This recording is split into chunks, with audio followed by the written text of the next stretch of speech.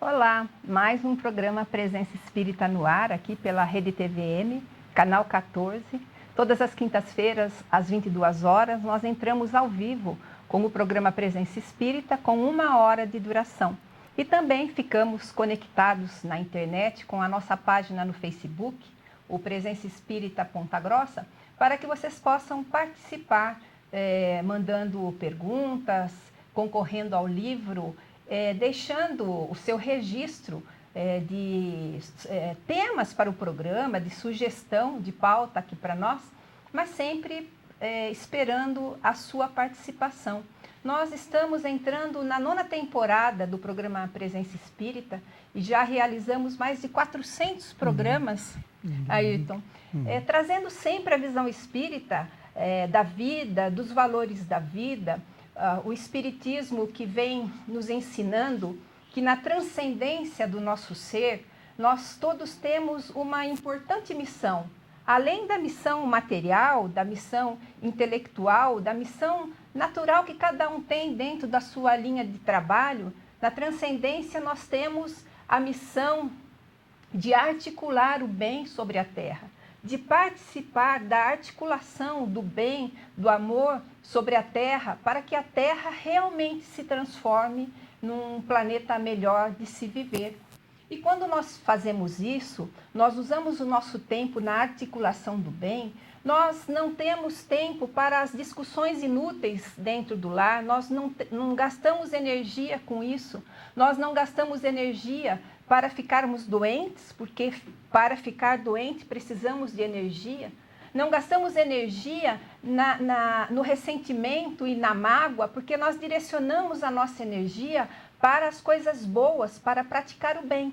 E passamos a sentir, Ayrton, aquilo que André Luiz, no livro Mecanismo da Mediunidade, diz o estado eufórico saudável de viver, que é essa alegria genuína de estarmos fazendo bem e participando do processo de melhora na Terra, porque somos espíritos com grandes responsabilidades.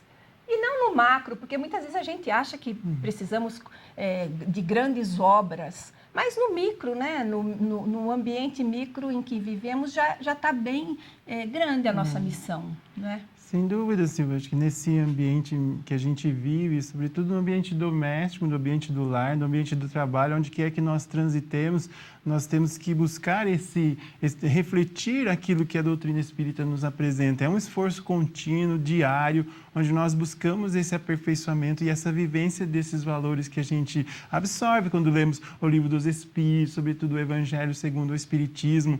É uma luta íntima, onde nós procuramos levar, sobretudo na convivência com aquelas pessoas que nos recebem no lar, numa troca de auxílio, de assistência mútua no processo de aperfeiçoamento. E o que objetiva a doutrina espírita é justamente isso. Na medida em que nós nos transformamos, nós ajudamos a transformar o mundo. Então é um processo contínuo de esforço, como nós lemos lá no Evangelho segundo o Espiritismo. Reconhece o verdadeiro espírita pela sua transformação moral e pelos esforços que faz para domar as suas más tendências ou más inclinações. Então não é que o espírita por si, ele já é um ser perfeito, mas é aquele que não desiste jamais desse processo de autoaperfeiçoamento, procurando na convivência social, na convivência familiar, ser um reflexo dessa filosofia que consola e instrui ao mesmo tempo. Né? É verdade, e nós temos essas ferramentas que os espíritos nos forneceram através do trabalho de Allan Kardec, e que deixou para nós as orientações gerais do mundo dos espíritos, o que nos espera após a morte do corpo físico. Na verdade, ele tirou o véu daquele enigma, daquela sensação do sobrenatural que era a morte, desvendou para nós que, na verdade, nós saímos do corpo físico, mas nós não saímos da vida, porque a vida ela é infinita, e nós somos seres imortais. A passagem para a outra dimensão, no fenômeno que nós conhecemos como morte, não muda a nossa personalidade. André Luiz diz isso, que a morte é um ato extremamente simples, mas que morrer não resolve o nosso problema da autoiluminação. Assim como trocarmos a nossa veste física, não modifica o nosso caráter, a nossa maneira de ser. Então, a doutrina espírita nos ensina que a morte a ninguém santifica, muito pelo contrário, é a vida que santifica cada um de nós através dos nossos esforços em várias e várias reencarnações. E hoje, o nosso assunto é bastante interessante porque as pessoas... Nós já temos até perguntas sobre esse tema no Facebook e muitas participações do livro. Muito obrigada, mas será no final do último bloco que nós sortearemos. E hoje nós falaremos sobre o pensamento e as influências espirituais. E as pessoas querem saber até onde vão essas influências espirituais.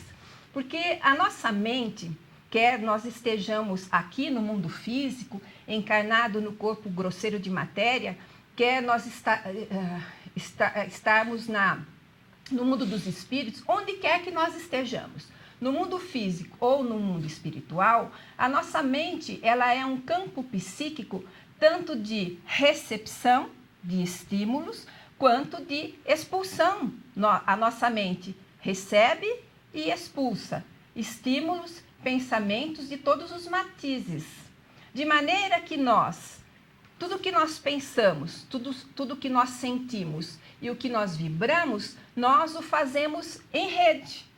Todos os nossos pensamentos fluindo sobre os fluidos, ele penetra espaços e dimensões que nós não temos ainda noção de qual é o seu alcance. Nós temos dentro do nosso cérebro estruturas altamente especializadas em vibrações eletromagnéticas, como é o caso da glândula pineal e de todo o complexo pineal, que faz com que mesmo que a gente não se dê conta, quando nós pensamos, nós influenciamos outras mentes e somos por elas influenciados. É uma rede, como a internet, só que ao invés de ser uma rede de computadores, é uma rede de mentes entrelaçadas. E o nosso pensamento ele é tão vivo, tão cheio de dinamismo, que tudo aquilo que nós somos, isso se expressa no nosso pensamento. E assim como nós ligamos um celular e entramos na sintonia com o número que nós desejamos, quando nós pensamos, nós entramos em sintonia com as mentes que pensam da mesma maneira que nós. Hoje, a radiografia médica utiliza-se da tomografia computadorizada funcional do cérebro e mostra que quando nós acionamos determinadas áreas do cérebro, nós abrimos os canais sanguíneos, os vasos sanguíneos, que aumentam a irrigação sanguínea dessas áreas. Por exemplo, quando nós estudamos repetidamente todos os dias, nós aumentamos o fluxo sanguíneo das áreas cognitivas. Quando nós acionamos os mecanismos mnemônicos das recordações passadas, das lembranças, nós aumentamos a irrigação sanguínea dessas áreas. A tomografia funcional mostra isso. Então, se nós estamos acostumados a acionar no cérebro áreas do desânimo, do desconforto,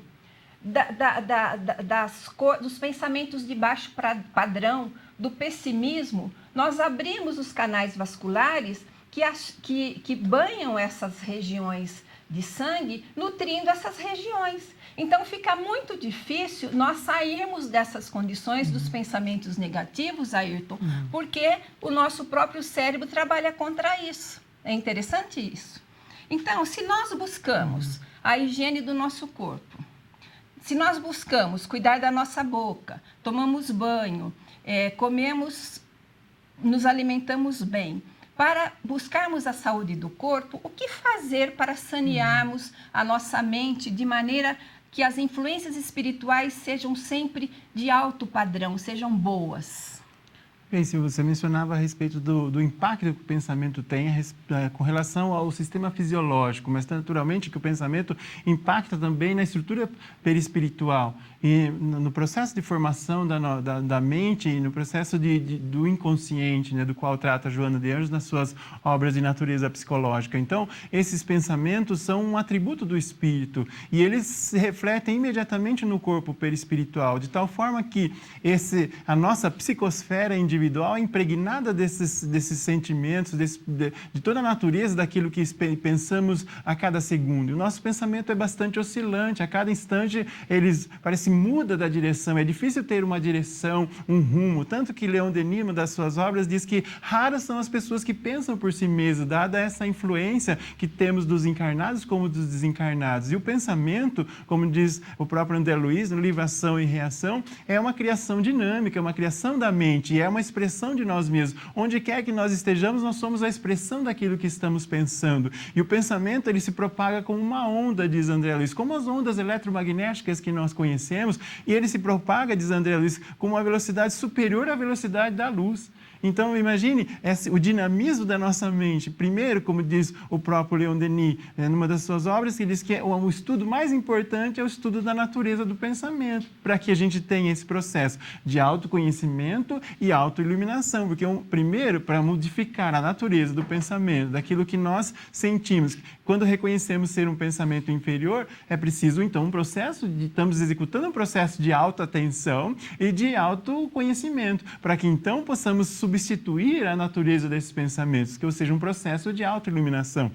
Quando você fala da limpeza exterior, da higiene, o mesmo se dará no campo mental, ou seja, será preciso então substituir esses pensamentos inferiores por pensamentos elevados. Só que isso não acontece de uma hora para outra. Nós ansiamos pela elevação superior. Nós temos no nosso ideal um eu imaginário, que é um eu superior, puro, elevado, mas o nosso eu real ainda tropeça, fale em relação a isso, sobretudo no campo mental, que geralmente nós não damos atenção, porque achamos que o pensamento é algo vago, abstrato, que não tem efeito. Mas a doutrina espírita nos esclarece sobre todo o dinamismo da mente humana e os reflexos que o pensamento tem, não só sobre nós, mas sobre os outros. Então, esse processo de elevação do pensamento é algo essencial quando nós pensamos num processo de elevação espiritual. Agora, se nós buscarmos o próprio Evangelho, veremos que Jesus diz: bem-aventurados os que têm puro coração, que é um dos capítulos que Allan Kardec coloca em o livro Evangelho segundo o Espiritismo, ou seja,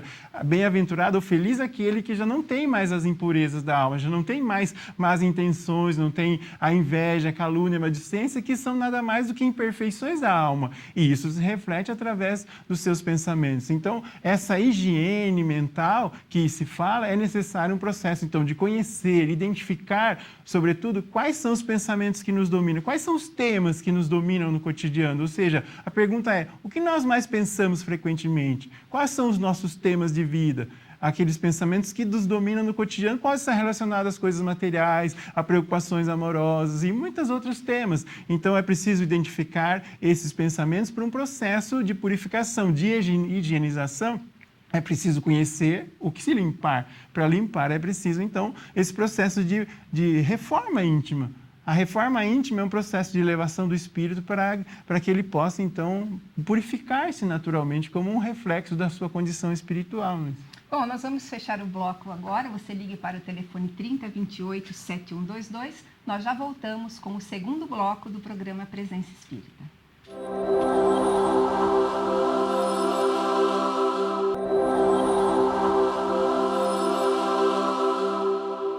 E nós voltamos com o segundo bloco do programa Presença Espírita.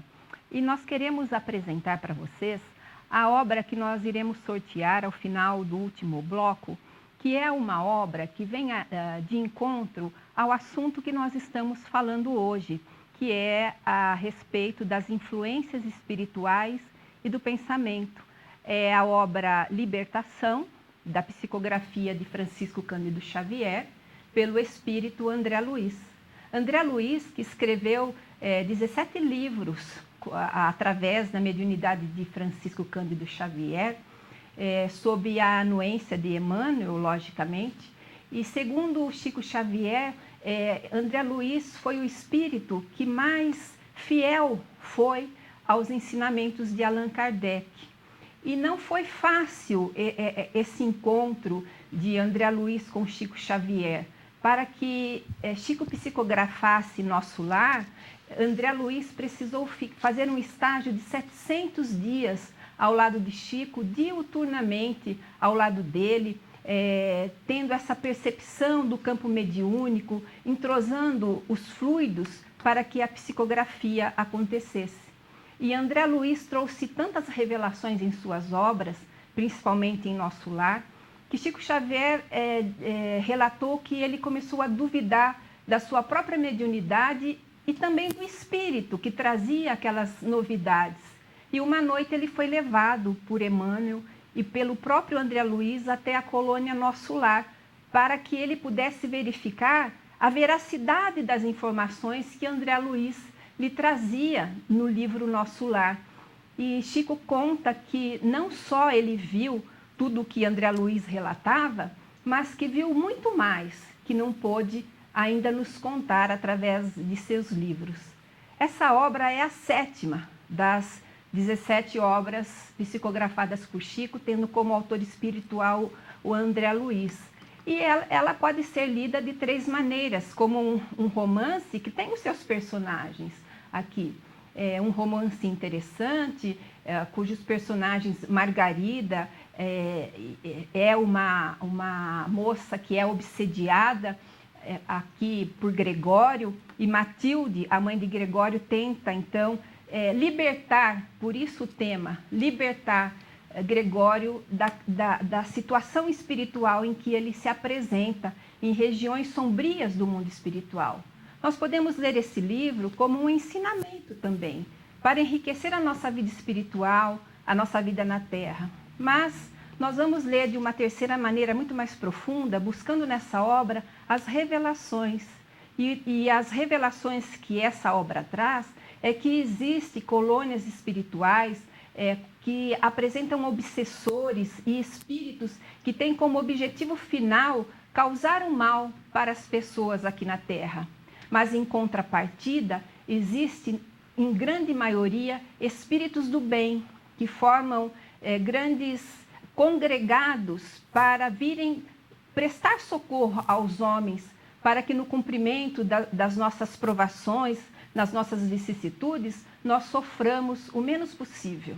Então, se você quiser ler essa obra, a 7ª das 17 obras da série No Mundo Espiritual, de André Luiz, sob a pena mediúnica de Chico Xavier, é só ligar aqui para o telefone 3028-7122 ou curtir a nossa página no Facebook, e no final do último bloco nós vamos sortear essa obra que você poderá pegar, então, a partir de amanhã, na Livraria Espírita A Educadora, na Rua Santos Dumont, 620, ao lado da Cefam.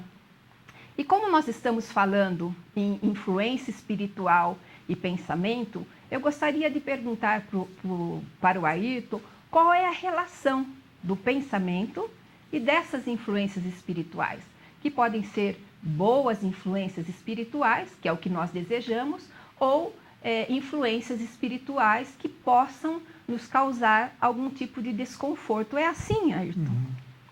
Bem, Silvia e amigos que acompanham o programa Presença Espírita, o pensamento, então, atua como um processo de imantação, ou seja, de atração. Na medida que emitimos os nossos pensamentos, pela lei de similaridade, de ação e reação, atraímos pensamentos, quer seja de encarnados ou de desencarnados, que são de analogia com o pensamento emitido, de tal forma que é uma consequência natural, ainda que não se aceite, não se conheça as influências espirituais decorrentes da nossa atividade mental, elas não deixam de existir, elas são uma realidade.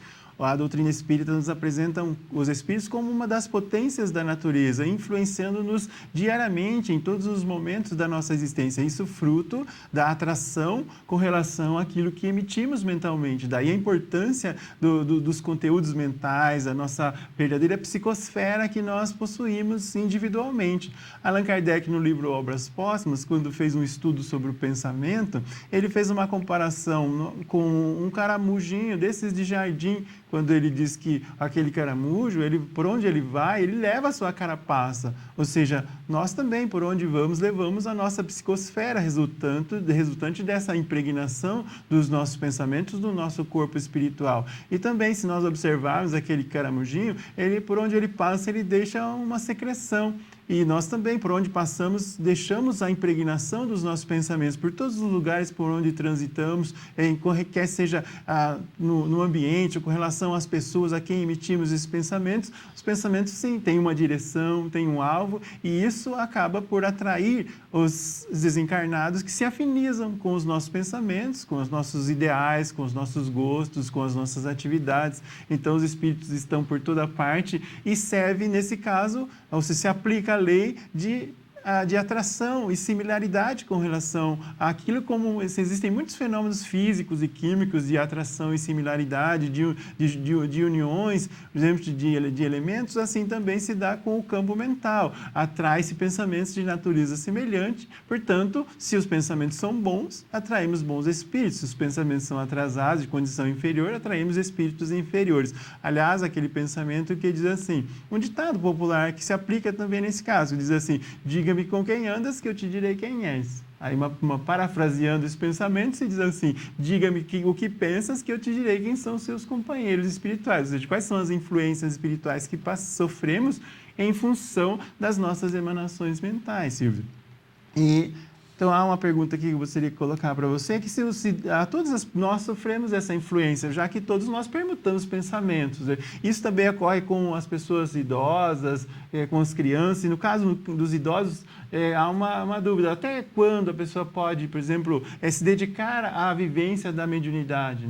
Os idosos também têm essa influência. A gente diz assim, a criança tem uma proteção até uma certa idade, e os idosos também têm, ou isso não é uma realidade para essa faixa etária, vamos dizer assim? Essa pergunta é bastante interessante, porque nós sempre recebemos aqui no programa a pergunta como é que se dá essa influência espiritual nas crianças, que quando a mediunidade desabrocha muito cedo, aqueles estados de perturbação muitas vezes, mas a respeito do idoso, ninguém não perguntou aqui, ninguém jamais perguntou.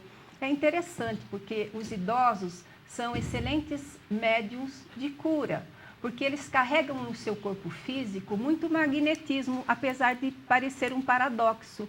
Mas imaginemos que a célula do nosso corpo físico, ela é encharcada de magnetismo. Como diz André Luiz, ela é uma usina de força. Então, os nossos trilhões de células corpóreas são usinas individuais com muito magnetismo. E quanto mais a pessoa vai envelhecendo, mais ela vai perdendo, vai havendo uma desestruturação, um desarranjo do campo celular por destruição celular, por oxidação das estruturas. É o envelhecimento natural. E todas essas células físicas que se perde, a energia no interior dessas células, ela fica impregnada no campo magnético do idoso. Então, o idoso é um excelente médium de cura. Tanto, Ayrton, que a gente vê falar da velhinha que benze, da nossa bisavó e da nossa avó que benzia através da imposição de mãos. Por quê? Porque o idoso tem essa capacidade de exteriorização, porque ele tem a mediunidade de desdobramento. Chico falou isso. Nós tivemos a oportunidade de estar com ele em 2000 e no grupo em que nós estávamos, ele disse que inicialmente, a sua mediunidade ela era de incorporação, então ele psicografava, ele falava, ele via os espíritos, e depois que ele foi ficando velho, com o corpo mais combalido, ele passou a mudar o status da mediunidade e passou a ter mais desdobramento, o que é natural, porque o idoso ele tem essa capacidade de se desdobrar, de sair do corpo mais facilmente, porque ele já está treinando para o desdobramento final, que é a morte. Então, é muito natural o idoso ter a percepção do mundo dos espíritos, ver os parentes que já morreram e muitas vezes até conversar com eles. Então, os idosos que têm saúde física e que têm disposição, eles poderiam se empenhar nessa causa da imposição de mãos, da ajuda magnética aos doentes. É um trabalho salutar e que ele usaria esse magnetismo natural do seu corpo físico para o auxílio ao próximo. Então, a influência espiritual é para todos. Como nós dissemos no primeiro bloco, nós vivemos numa rede de pensamentos, numa rede de mentes interconectadas. E quando nós abrimos o nosso campo mental através dos bons pensamentos, os espíritos superiores, eles aproveitam essas brechas para nos intuírem e nos auxiliarem nas coisas boas, nas coisas grandes, nas coisas superiores. Mas na Terra a gente tem uma tendência a sempre pensar num padrão mais baixo, num padrão mais inferior, e a gente acaba sempre ganhando umas companhias um pouco indesejáveis, né, Ayrton? Exato. Quando nós pensamos de maneira um pouco mais inferiorizada, mais materializada.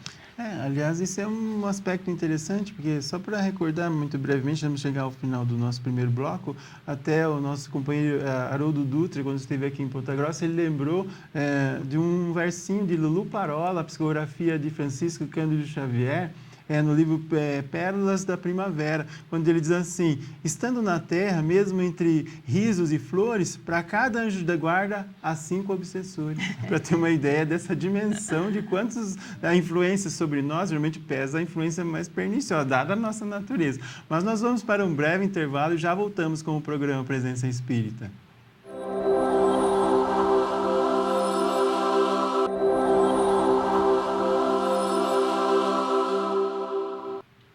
Nós voltamos com o terceiro bloco do programa Presença Espírita e hoje nós estamos falando a respeito do pensamento e das influências espirituais. Eu gostaria de perguntar para o Ayrton se as variações emocionais, de humor, os nossos estados de alma, de irritação, de irritabilidade, de crise emocional, têm a ver com a influência dos espíritos. Uhum. Bem, isso é uma coisa bastante comum, todos nós sofremos então a influência dos espíritos e quando se vê assim, sem razão aparente, sim, a angústia indefinida, aquela ansiedade que por vezes desaparece após algumas horas e que se não tem uma razão, uma causa orgânica, frequentemente são resultados dessas influências espirituais. Por exemplo, a hipermotividade, ou seja, uma oscilação muito frequente, ou seja, essas alternâncias de humor muito frequentes, que são chamados processos de ciclotimia, podem ser, sim, resultados da influência espiritual. Não, lógico, não se pode atribuir tudo aos espíritos, todos os aborrecimentos, ou seja, pequenos aborrecimentos que acabam por fazer-nos perder o equilíbrio. Então, é preciso reconhecer que também isso está em nós. Mas, sem dúvida, a influência espiritual nessas alternâncias de humor é bem frequente. Então, provocando pequenos aborrecimentos, por vezes nos altera esse estado de humor. Mas temos que recordar que, como espíritos, já temos inúmeras existências e temos no nosso inconsciente reflexos que vêm à tona no nosso consciente que, por vezes, acabam por determinar quase todas as nossas ações e reações. Então, não se pode atribuir a tudo a influência espiritual, mesmo porque essa influência espiritual tem um certo limite, ou seja, somos nós quem tomamos as nossas ações, as nossas condutas, mas quando lemos na literatura espírita sobre as influências, ações espirituais sutis, vemos que sim, as alternâncias de humor são uma das coisas frequentemente que se descreve como possíveis, né? É necessário avaliar a hipótese de que estamos sob a influência, sim, dos espíritos inferiores. Ayrton, o Sérgio até ele fala isso, se os espíritos influenciam tanto as nossas vidas, por que eles não impedem, por exemplo, de alguém cometer um crime, da mãe abandonar um filho e outras coisas mais? Bem, essa influência, o Sérgio e outros que acompanham o programa Presença Espírita, não é só de natureza inferior, como dizemos, depende da natureza das nossas intenções, dos nossos propósitos. Então, quando há a intenção de cometer um crime, certamente haverá há espíritos que irão intensificar isso, querer auxiliar nesse processo, mas também haverá outros que lutarão arduamente para que o indivíduo deixe aquela intenção de lado. Então, aquela alegoria de que nós temos ao nosso lado espíritos, ou um diabinho e um anjinho, de certa forma é uma alegoria real, porque enquanto há influência perniciosa, há outros que lutam para que nós ouçamos as suas boas sugestões e venhamos a evitar cair nesses deslizes. Então, quando se fala de influência espiritual, a influência espiritual é benéfica, salutar dos bons espíritos, e há também a influência perniciosa. Aí, como diz, há o equilíbrio. entre essas influências e caberá à consciência de cada um de nós a decisão sobre quais sugestões ouvir. Então, isso é que faz com alguns fragilizados moralmente, sem o hábito da oração, sem a vigilância com relação aos seus pensamentos, acabam por vezes por sofrer, ceder mais à influência dos espíritos inferiores até chegar a situações graves como essa. Mas também os espíritos, aos benevolentes, irão tentar demover essa intenção para que o indivíduo não cometa esse tipo de delito. Mas, a última palavra, ou seja, a decisão final, caberá ao espírito que é livre. O seu livre-arbítrio não poderá ser tolhido, independentemente das circunstâncias, hein? E no caso, Silvia, as influências espirituais podem gerar sintomas físicos? É uma coisa comum, a gente fala da relação espírito-corpo, isso pode acontecer, e mesmo fala assim, como essas influências espirituais estão relacionadas com a mediunidade, esse processo de desabrochar da mediunidade também tem sintomas físicos? Então, nós falávamos isso no primeiro bloco, a influência dos espíritos, e no caso nós estamos falando na maioria das vezes, das influências mais pesadas, mais negativas, elas podem sim causar repercussões físicas, repercussões espirituais e psicológicas. O nosso corpo, ele foi concebido para ser uma antena mediúnica, para ser um aparelho mediúnico, de maneira que nós fazemos conexões, muitas vezes, que nós nem esperamos. Os espíritos se aproximam de nós não só na casa espírita, numa reunião mediúnica, eles se aproximam de nós em qualquer lugar, porque todos nós temos um corpo que foi concebido para ser um aparelho mediúnico, principalmente através de elementos que estão no nosso cérebro, que a gente falava no primeiro bloco, ligadas ao complexo da glândula pineal. De maneira que quando um espírito se aproxima de nós, ele desencadeia fenômenos adrenérgicos, nós liberamos adrenalina. Então, a nossa pressão arterial ela aumenta a pulsação do nosso coração, as extremidades elas ficam mais frias, mais úmidas, a alteração da glicose no nosso sangue, o fluxo sanguíneo para o nosso cérebro ele aumenta, por isso que muitos médiuns em reuniões mediúnicas ficam com cefaleia e depois que o espírito se afasta, a cefaleia melhora. Então, a aproximação do espírito desencadeia alterações biológicas que são naturais, porque o corpo é um aparelho mediúnico. No entanto, dentro da casa espírita, tudo isso é esperado. Nós estamos numa reunião com o dirigente do nosso grupo, com os mentores espirituais que nos sustentam, e passado o momento do intercâmbio mediúnico, essas sensações naturalmente desaparecem. Mas quando nós estamos em casa, na rua, no mercado, na festa, no casamento, no carro, no trânsito, quem impede que os espíritos se aproximem de nós? Já que nós estamos falando em sintonia mediúnica e a nossa sintonia nem sempre é uma sintonia favorável, ligada ao nosso anjo da guarda e aos espíritos superiores. Então é muito comum os espíritos se encostarem, tanto que esse termo encosto era usado antigamente e ainda é usado, não no espiritismo, mas é usado. Eles se encostam, eles se aproximam de nós, muitas vezes pedindo socorro, muitas vezes por outras necessidades, e essa aproximação desencadeia em nós esses fenômenos adrenérgicos. Então, nós estamos no mercado fazendo compra, de repente o nosso coração dispara sem que a gente saiba. Passamos a ter medo, nós temos a sensação que a cabeça está pesada, e aí, isso se repetindo diariamente, faz com que algo que era natural e fisiológico passe a ser patológico. E nós acabamos buscando quem? O consultório médico. Então, existem milhares de médiuns procurando os consultórios médicos, achando que estão doentes do corpo, quando, na verdade, é o desabrochar da mediunidade, é a síndrome do despertar mediúnico que está acontecendo.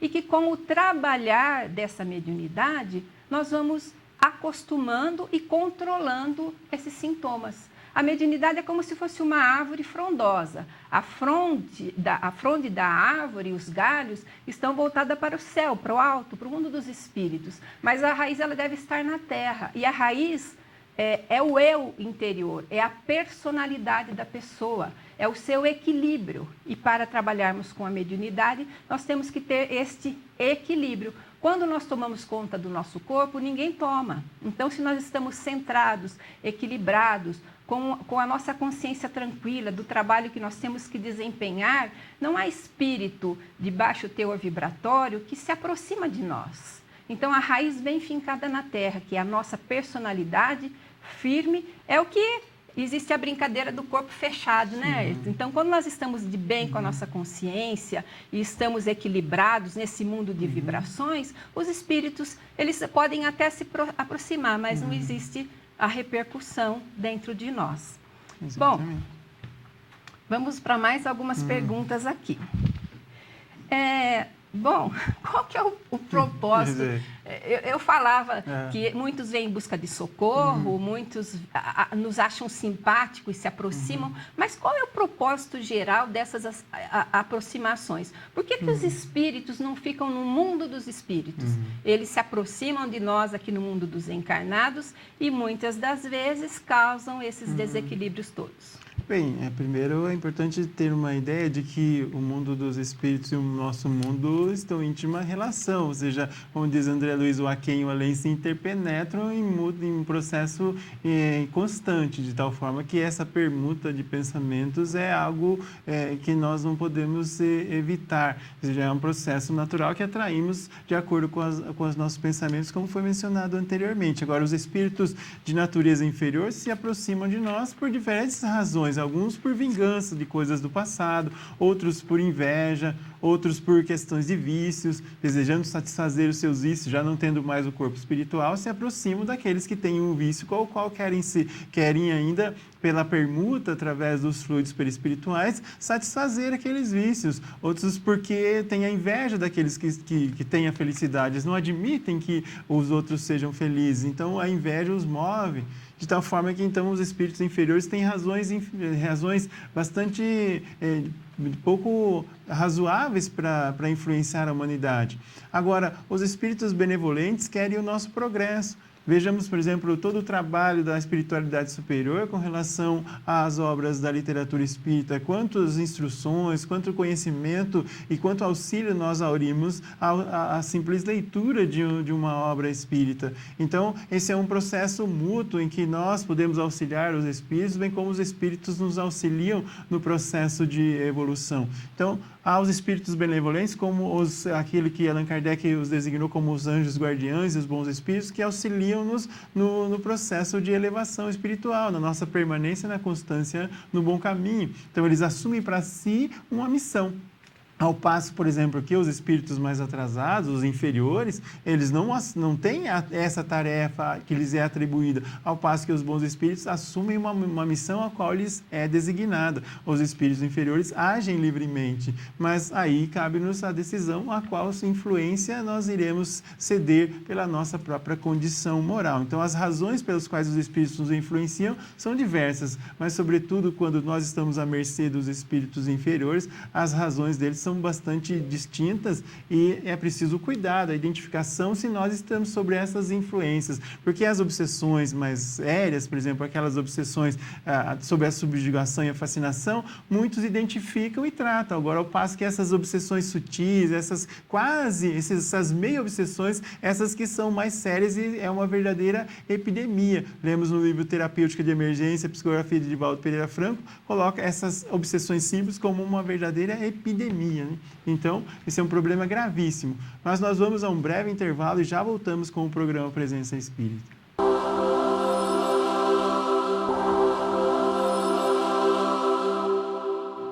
Estamos de volta com o programa Presença Espírita. Esse é o último bloco do nosso programa. Estamos tratando hoje do pensamento e da influência espiritual.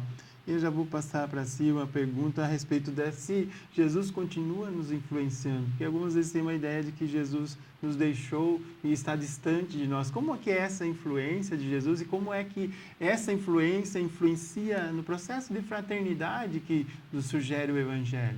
Na verdade, logicamente que Jesus continua a nossa influência abraçando todo o globo terrestre na sua grandiosidade de espírito e de coordenador de todo o trabalho que acontece aqui na Terra.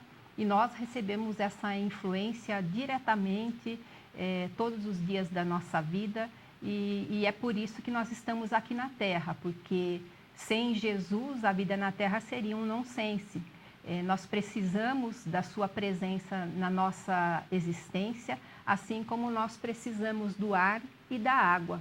E Jesus, ele foi o primeiro homem a encarnar na Terra que falou da fraternidade restrita, porque até antes de Jesus não existia a fraternidade dessa maneira como ele pregou, de amar a todos igualmente. Então, romano gostava dos romanos e fazia o bem para os romanos. Os samaritanos viviam com os samaritanos e faziam o bem para os samaritanos. Judeus com judeus, as castas com as castas. Se pudesse falar em fraternidade, era isso. E mesmo assim, se alguém daquela casta morresse, ficasse doente, não servia mais, era jogado no Vale dos Leprosos. E Jesus, não, ele veio e foi uma ideia revolucionária para a época falar da fraternidade restrita. E há um outro personagem na história, que é Sócrates, que foi o precursor do Cristo, que ele trouxe para o mundo ocidental a ideia do cuidar de si, tanto que ele utilizava a célebre frase do templo de Apolo, homem conhece-te a si mesmo, mas ele trouxe a ideia para o Ocidente do cuidar de si. E Jesus, na fraternidade restrita, ele trouxe a ideia do cuidar do outro, sem deixar de cuidar de si. É a tríade do amar a Deus, do amar a si e do amar ao próximo. Então, essa ideia, na época, não foi muito bem entendida. Então, nós vivenciamos os ensinamentos de Jesus cuidando do outro, amando o outro, convivendo com o outro. É esse ensinamento deixado para nós, que resume toda a doutrina do Cristo, que faz com que a sua influência perdure por séculos e séculos aqui no planeta que nós vivemos, porque não há outra lei. Essa é a lei áurea, a lei máxima da vida, do amar a Deus, do amar a si mesmo e do amar ao próximo. Então veja o conceito do cuidar do próximo. Essa é a fraternidade irrestrita que Jesus tem nos ensinado, e a sua influência se faz na nossa vida dessa maneira, através do amor a todas as criaturas, de maneira que esse vai ser o ponto da transformação do mundo, quando os homens conseguirem esse intento de amar a todos indistintamente e incondicionalmente. Bom, nós temos aqui uma pergunta interessante. Por que Deus permite que os espíritos inferiores façam mal para nós, interfiram até na nossa vida? E como resistir a essas influências inferiores? Bem, nós vivemos sobre a influência dos espíritos e eles servem como um dos instrumentos das nossas provações, para testar, como dizem os espíritos em O Livro dos Espíritos, respondendo questão análoga a esta, a Allan Kardec, quando ele pergunta da razão dessas influências inferiores, e os espíritos respondem que Deus o permite para testar a nossa fé e a nossa constância no bem. E como espíritos devemos evoluir e adquirir sabedoria, adquirir a ciência e passar pelas provações do mal, ou seja, pela tentação do mal. E esses espíritos servem como uma fonte de tentação, pela inspiração do mal. Mas, naturalmente, que nós também temos a influência dos bons espíritos para neutralizar isso. Então, por vezes, atribuímos exageradamente as nossas infelicidades aos espíritos inferiores, quando não é, de fato, uma realidade, mas sim da nossa própria inferioridade moral, da nossa fragilidade, que é justamente o ponto pelos quais eles nos tomam. Então, por vezes, são atraídos até inconscientemente para junto de nós. Então, se os espíritos pudessem nos chamar a atenção, diriam, mas e os seus vícios? É culpa nossa? A sua ignorância, a falta de leitura, a falta de elevação através da oração, é culpa nossa também? Então, há uma série de outros aspectos, os seus vícios, o cigarro, a bebida, a falta de atenção aos programas de televisão que você assiste, é tudo culpa nossa? Então, certamente que nós analisaríamos por esse ponto de vista, veríamos que não é só, não podemos atribuir toda a nossa infelicidade aos espíritos inferiores. Lógico que eles servem de instrumento para a nossa aprovação. E justamente quando existe essa influência, somente os espíritos também nos dão a receita. É a fé e a constância no bem. Ao mesmo tempo, botando em Deus a fé e praticando o bem, consegue se neutralizar. Porque quando se pratica o bem, esse sentimento de fraternidade, naturalmente se afasta essa influência, porque os espíritos mais atrasados vão em busca daqueles que lhes assemelham. Portanto, a prática do bem atrai os bons espíritos e neutraliza essa influência desses espíritos inferiores. Então, depende da nossa, mais uma vez voltamos, a nossa conduta, os nossos pensamentos que serão, e a nossa decisão sobre qual rumo seguir. E também, Silvia, há uma pergunta aqui interessante, que a gente não sei se já tratamos aqui, que é como é a influência do espírito sobre as células germinativas no momento da encarnação. Em que momento, então, o espírito encarna? Há uma influência dos espíritos também sobre o processo de reencarnação? Totalmente. Inclusive, no livro Vida e Sexo, né, da psicografia de Chico Xavier, diz que quando tudo é planejado, o espírito que vai ser o nosso filho, ele influencia até no namoro, ele está ali muitas vezes presente até no namoro daquele casal que vai servir como seus pais. E nós já respondemos essa questão aqui, que o espírito influencia na organogênese, ele que fornece o molde para o futuro corpo, ele está presente ali no momento da fecundação, fornecendo a energia, fornecendo o molde que ele traz, que é o corpo espiritual, também conhecido pelos espíritas como perispírito. Então, hoje, os compêndios da embriologia demonstram que quando o espermatozoide toca a parede celular do óvulo, existem reações químicas que acontecem já, que liberam os genes maternos. E esses genes maternos, eles são responsáveis pelas primeiras divisões celulares. E muito antes da união do material genético, muito antes do espermatozoide penetrar o óvulo e a troca dos cromossomos, da mistura do material genético, o espírito já estava ali coordenando aquele que vai ser o seu futuro corpo, porque há necessidade de uma outra energia. A ciência acreditava até pouco tempo que o DNA comandava todo o corpo. Depois, com o projeto Genoma, ela observou que outras forças coordenam o corpo, forças chamadas epigenéticas, que são resultantes do ambiente, dos hábitos, mas existe uma chave que a ciência não destravou ainda, né, Ayrton? Que é essa quinta força do universo, que é a força do espírito.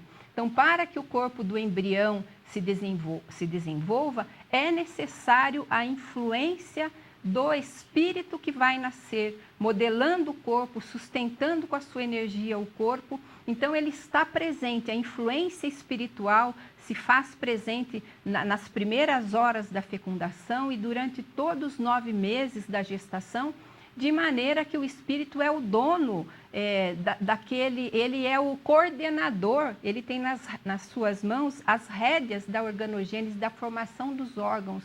E nós espíritas já acreditamos nisso faz muito tempo, né, Ayrton? Sim. E isso nos faz lembrar agora das questões relativas ao aborto, porque quando nós encontramos uma gota de sangue no chão, uma gota de sangue humana no chão, e fazemos um exame de DNA, nós sabemos que uma pessoa passou por ali.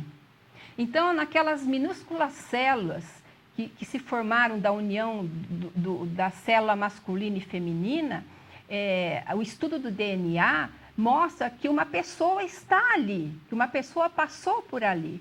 E a partir do momento que a lei assinar que tem uma alma ali, o embrião passará a ter direitos que nenhuma mãe poderá burlar. Porque muitas vezes, Ayrton, a gente fala, mas e os direitos da mãe? A mãe tem direitos sobre o próprio corpo, né?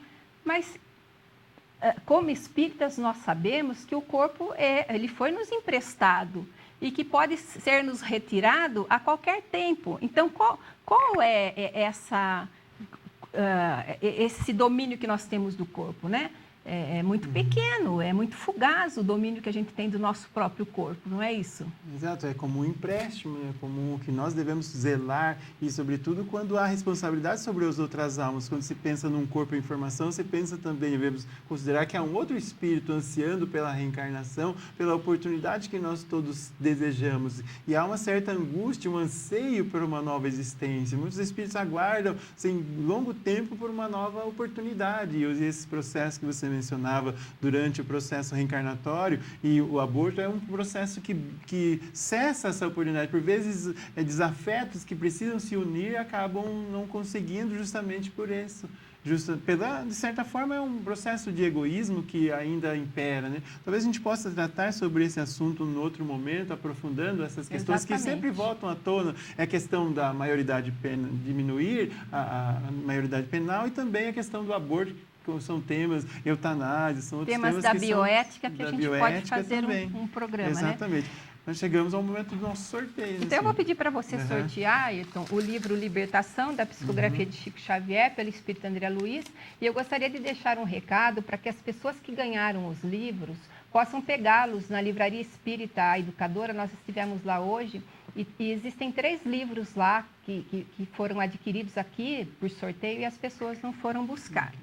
Então, quem ganhou esse livro foi a Maristela Fernandes, aqui pelo Facebook, que você tenha uma excelente leitura dessa obra e de todas as outras que fazem parte da vida no mundo espiritual. Mas agora nós vamos nos despedindo. Na semana que vem estaremos novamente aqui ao vivo com o programa Presença Espírita. Fiquem com Deus e até o próximo programa. Muita paz a todos e até o próximo programa.